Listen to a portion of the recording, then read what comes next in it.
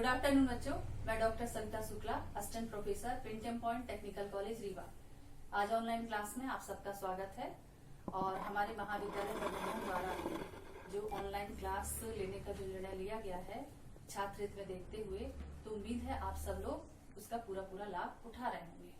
तो चलिए आज ऑनलाइन क्लास में हम एक क्वेश्चन लेते हैं। क्वेश्चन है कि क्या भारत में जनाधिक्य है? तो यदि हम इस प्रश्न की बात करें तो इस प्रश्न में हमारे यहाँ विद्वानों में बहुत अधिक मतभेद है। कुछ विद्वान हैं जिनका मानना है कि भारत में जनाधिक्य नहीं है, मतलब वो आशावादी विचार रखते हैं। और दूसरी तरफ कुछ ऐसे विद्वान भी हैं जिनका मानना है कि भारत में जनाधिक्य है, मतलब जनसंख्या की अधिकता है, और इस संबंध में वो निराशावादी विचार रखते हैं। तो हम इस प्रश्न का उत्तर देखने के लिए हम दोनों दृष्टिकोणों को अलग अलग देखेंगे। तो सबसे पहले हम देखते हैं आशावादी दृष्टिकोण। और इस आशावादी दृष्टिकोण में जो विद्वान इसका समर्थन कर रहे हैं कि जनाधिक्य नहीं है, उन्होंने अपने पक्ष में कुछ तर्क दिए हैं। जैसे प्रति व्यक्ति आय वृद्धि। तो प्रति व्यक्ति आय में जो वृद्धि होती है वो देश की प्रति व्यक्ति आय देश की समृद्धि का, आर्थिक समृद्धि का सूचक होती है। और प्रति व्यक्ति आय का बढ़ना इस बात का प्रमाण है कि हमारे देश में जनाधिक्य नहीं है। यदि हम 1950-51 से आज 2018-19 के बीच में देखें तो हमारे यहाँ प्रति व्यक्ति आय बढ़ी है। जैसे आज हमारे यहाँ 2018-19 में प्रति व्यक्ति आय बढ़ के 10,534 रुपए के प्रति माह के आसपास हो गई है। तो हम इस दृष्टि से कह सकते हैं भारत में जनाधिक्य नहीं है। दूसरी तरफ हमारी राष्ट्रीय आय भी बढ़ रही है, तो राष्ट्रीय आय का बढ़ना भी इस बात का प्रमाण है कि भारत में जनसंख्या अधिक नहीं है। फिर यदि हम एक तर्क और लें कि भारत में जो पर्याप्त प्राकृतिक संपदा का भंडार है, प्राकृतिक संपदा की दृष्टि से आज हम कहें तो भारत को धनी देश माना जाता है। तो जो इस चीज का प्रमाण है कि भारत में जनाधिक्य नहीं है, क्योंकि यदि हमारे यहाँ आज जो संपदा है पर्याप्त मात्रा में, इसका मतलब आज हमारे जनसंख्या कम है और इसीलिए उसका पूरा उपयोग नहीं हो पाया है। और यदि जनसंख्या बढ़ती है तो इसका पूरा दोहन होगा और देश तेजी से विकास आगे करेगा। तो ये सब चीजों के आधार पर जो आशावादी दृष्टिकोण ये मानते हैं कि भारत में जनसंख्या अधिक नहीं है। लेकिन वहीं दूसरी तरफ निराशावादी दृष्टिकोण को हम देते हैं जिनका मानना है कि भारत में जनसंख्या की अधिकता है, और वो अपने पक्ष में अपना विचारधारा के समर्थन में कुछ तर्क देते हैं। इन तर्कों में सबसे पहले लेते हैं कि भारत में जनांकिकी संक्रमण की भारत द्वितीय अवस्था में। तो यदि जनांकिकी संक्रमण सिद्धांत के अनुसार विकास की 3 अवस्थाएं होती हैं। पहली अवस्था होती है जिसमें जन्म दर और मृत्यु दर दोनों बहुत ऊंची होती है।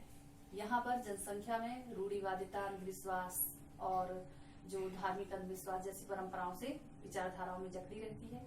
कृषि पिछड़ा रहता है, उद्योग पिछड़ा रहता है, सेवा क्षेत्र पिछड़ापन रहता है, विज्ञान, चिकित्सा, तकनीकी कुछ का भी विकास नहीं होता है।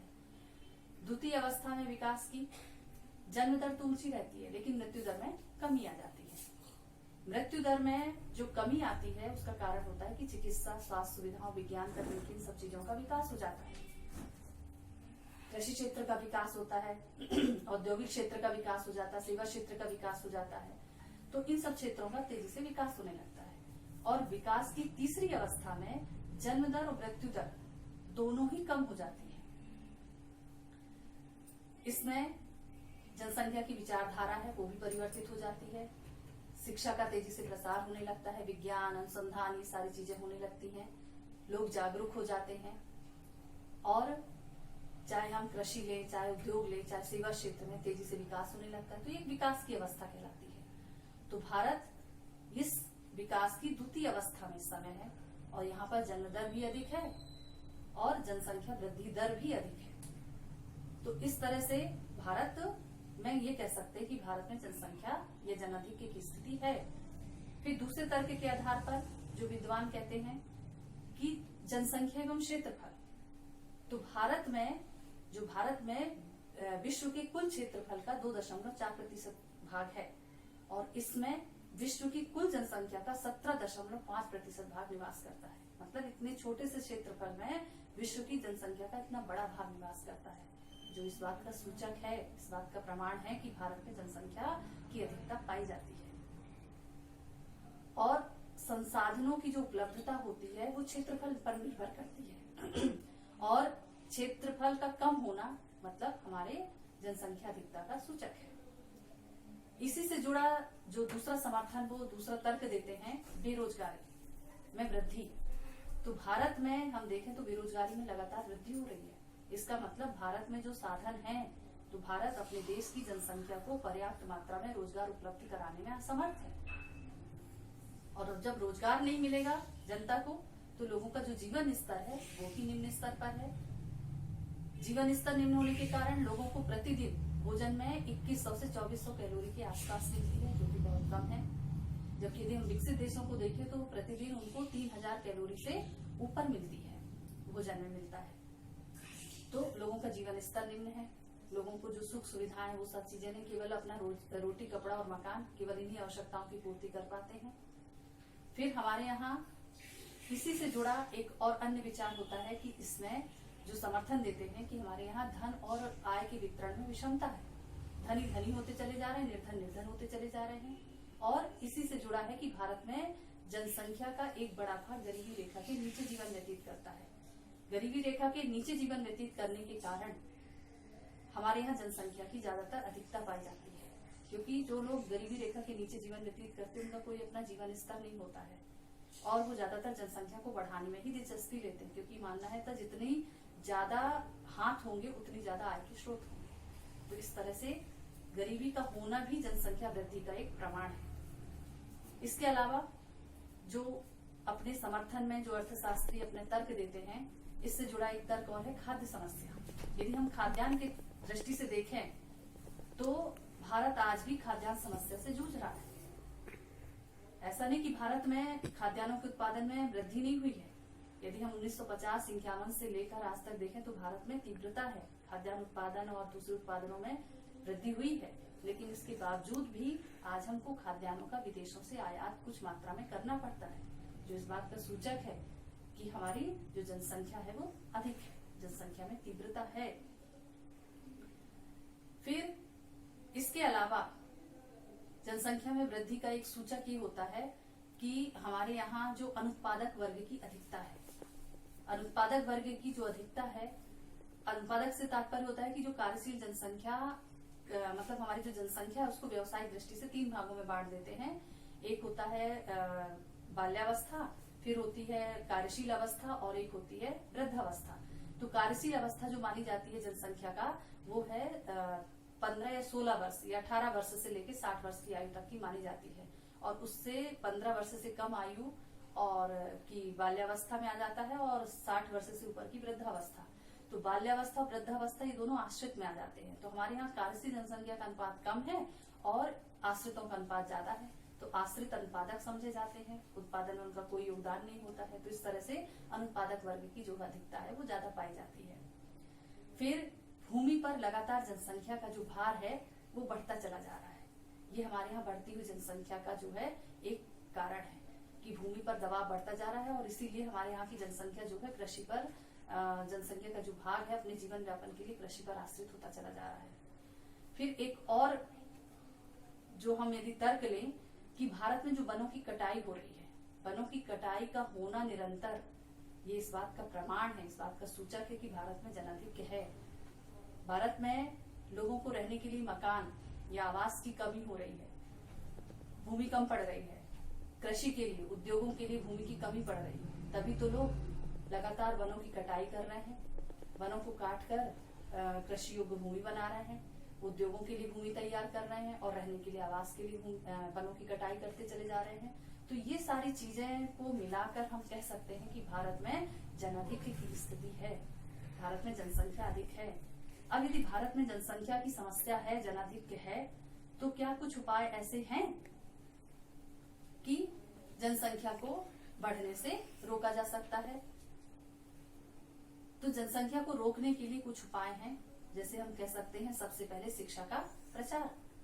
शिक्षा का प्रचार में यदि हमारे देश में हम तेजी से लोगों को शिक्षित करना शुरू करें, शिक्षा का प्रसार किया जाए, तो लोगों की जो रूढ़िवादिता, अंधविश्वास और परंपरा में जकड़ी हुई जो उनकी विचारधारा है धीरे धीरे करके क्या हो जाएगी, समाप्त हो जाएगी। और लोगों में जागरूकता आएगी, लोग स्वयं समझेंगे कि हाँ, हमको अपने देश में जनसंख्या को कम करना है, अपने परिवार को सीमित रखना है, तभी हम अपने देश का तेजी से विकास कर सकते हैं और अपने जीवन स्तर को ऊंचा उठा सकते हैं। दूसरी तरफ हम कह सकते हैं कि लोगों के सामाजिक दृष्टिकोण में भी परिवर्तन आना चाहिए। सामाजिक दृष्टिकोण में परिवर्तन ये है कि लोग जो समझते हैं कि जो पुरुष शिशु होता है या जो लड़का होता है वो बुढ़ापे का सहारा होता है, और जब तक पुत्र नहीं होगा तब तक मनुष्य को स्वर्ग की प्राप्ति नहीं होगी और वंश को बढ़ाने वाला है, जैसे सामाजिक दृष्टिकोण है। ये सारी दृष्टिकोण में जैसे जैसे शिक्षा का प्रसार होगा वैसे वैसे लोगों के दृष्टिकोण में परिवर्तन आएगा। फिर स्त्रियों की सामाजिक स्थिति में सुधार, इसके द्वारा भी हम जनसंख्या को कमी को हम या जनसंख्या वृद्धि को हम रोक सकते हैं। हमारे संविधान में भले ही आज स्त्री पुरुषों को समान अधिकार दिया गया है, लेकिन इसके बावजूद भी यदि हम व्यवहार में देखें तो चाहे हम ग्रामीण क्षेत्र में देखें, चाहे हम पढ़े लिखे क्षेत्रों में देखें, आज भी स्त्री और पुरुष में कहीं न कहीं कुछ न कुछ भेदभाव होता है, चाहे वो शिक्षा के क्षेत्र में हो, चाहे खाने पीने या दूसरे मामलों में हो। आज भी जो बहुत सी महिलाएं होती हैं पिछड़े इलाकों में घर की चार दीवारी में ही कैद रहती है। तो जब तक महिलाओं की आर्थिक स्थिति में सुधार नहीं होगा तब तक महिलाओं में भी जागरूकता नहीं आएगी और महिलाएं स्वयं परिवार को सीमित करने की ओर अग्रसर नहीं होंगी और न ही हमारी जनसंख्या को, बढ़ती जनसंख्या को रोका जा सकता है। फिर एक और है, इसमें एक सुझाव दिया जा सकता है कि सरकार ने जो हमारे लिए विवाह संबंधी जो नियम कानून बनाए हैं, जो विवाह की जो आयु निर्धारित की गई उसका कड़ाई से पालन किया जाए, क्योंकि विवाह की जो आयु जैसे 21 और 18 वर्ष की गई है, इसका दृढ़ता से पालन करना चाहिए, क्योंकि आज भी हमारे यहाँ बहुत से पिछड़े इलाके हैं जहाँ पर छोटी उम्र में लोगों का विवाह कर दिया जाता है, जिससे कि जनसंख्या तेजी से बढ़ती है। फिर विवाह का पंजीयन अनिवार्य है, इन सब चीजों को भी ध्यान में नहीं रखा जाता है। तो इन सब कारणों से जो जनसंख्या तेजी से बढ़ रही है, तो इन पर सही ढंग से इनका कानूनों का पालन करना अनिवार्य है। फिर इसके अलावा हमारे यहाँ जो औद्योगिक क्षेत्र का विस्तार किया जाए, तो जब औद्योगिक क्षेत्र का विस्तार किया जाएगा, उद्योग धंधों की स्थापना होगी, तो लोग जब उद्योग में और काम करने के लिए जब शहरों में निवास करने लगेंगे तो उनको बहुत सारी समस्याओं का सामना करना पड़ेगा, जैसे मकान की समस्या है, बच्चों की शिक्षा की समस्या है और जीवन स्तर महंगा हो जाएगा, संसाधन महंगे हो जाएंगे। तो इन सब चीजों के कारण वो स्वयं सोचेंगे कि अब हमको जनसंख्या को अपनी घटाना है, तभी हम अपने जीवन स्तर को क्या कर सकते हैं, ऊंचा उठा सकते हैं। गरीबी, अब गरीबी को दूर करके भी हम जनसंख्या को रोक सकते हैं, क्योंकि हमारी जनसंख्या वृद्धि का एक प्रमुख कारण गरीबी भी है। क्योंकि गरीब परिवार में जो लोग होते हैं वहां पर बच्चों का जन्म होना या बच्चों का अधिक मात्रा में जन्म लेना कोई अभिशाप नहीं माना जाता है, क्योंकि गरीब परिवार में बच्चों के लालन पालन, उनके भरण पोषण पर बहुत ज्यादा धन नहीं खर्च करना पड़ता है, बल्कि उन लोगों का ये मानना होता है कि उनके परिवार में जितने ज्यादा लोग होंगे, जितने ज्यादा हाथ होंगे, उतनी ज्यादा ही हमारी आय बढ़ेगी। तो इसलिए गरीब यदि ज्यादा है, हमारे यहाँ गरीबी ज्यादा है, तो इसका मतलब वो जनसंख्या हमारे यहाँ ज्यादा होगी। तो यदि हमको जनसंख्या को रोकना है तो हमारे यहाँ हमको गरीबी में भी कमी करनी पड़ेगी। फिर इसके अतिरिक्त हमारे यहाँ परिवार नियोजन कार्यक्रम जो सरकार के द्वारा चलाए जाते हैं, तो परिवार नियोजन कार्यक्रमों का भी हमको ध्यान रखना होगा, परिवार नियोजन कार्यक्रमों को अपनाना होगा और इसका तेजी से प्रचार प्रसार करना होगा, जैसे रेडियो है, समाचार पत्र है, टेलीविजन है, पत्र पत्रिकाओं के माध्यम से दूर दराज के इलाकों में इसके लाभों के बारे में लोगों को अवगत कराया जाए।